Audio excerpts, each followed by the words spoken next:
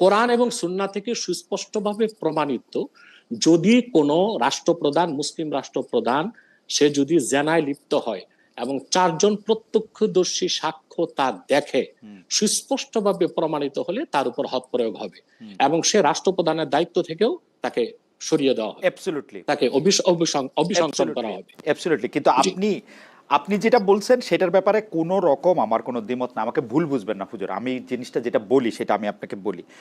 আমার পক্ষে যেটা সম্ভব হয়েছে সবচেয়ে প্রামাণ্য হিসাবে আমি এগুলি সংকলনগুলি দেখতে চেষ্টা করছি, এগুলি কোথায় কোনটা। এখন আমি যেহেতু আরবি পড়ে বুঝি না, তখন আমার ক্ষেত্রে অপশন ছিল হচ্ছে 2টা। এক হচ্ছে হানাফি আইনটা যেটা আছে, হানাফি আইন বলে সেইটার ইংরেজি অনুবাদ দেখা, সেটার ইংরেজি অনুবাদ দেখা। আমি আপনাকে বলি, আমাকে আপনি বলতে দেন, শেষ করি, আমাকে বলতে দেন, আমি একটু শেষ করি, আমি ভুলে যাব। আপনি তো শেষ করছেন, সেজন্য আমি শেষ করি।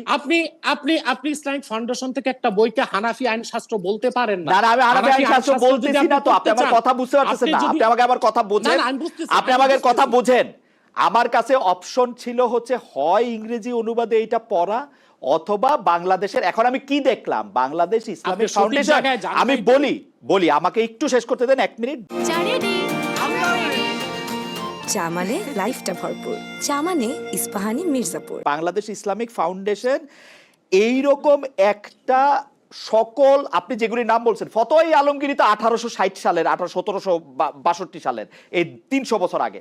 আমি দেখছি ওরা সবগুলির বিবেচনা করছে, শাহ আব্দুল হান্নান সাহেবকে সেটা এটা বানাইছে, বানানোর পর বিধিবদ্ধ ইসলামী আইন নামে কয়েক খণ্ডের একটা বই বাইর করছে। 1 2 তারপরও আমার সন্দেহ হয়েছে এটা কি হইতে পারে, সেই জন্য আমি হানাফি আইনও দেখছি। এইটার পৃষ্ঠা 188-তে আছে, হানাফি আইন পৃষ্ঠা 188-তে আছে, রাষ্ট্রপ্রধানের বিরুদ্ধে হুদুদ মামলা করা যাবে না।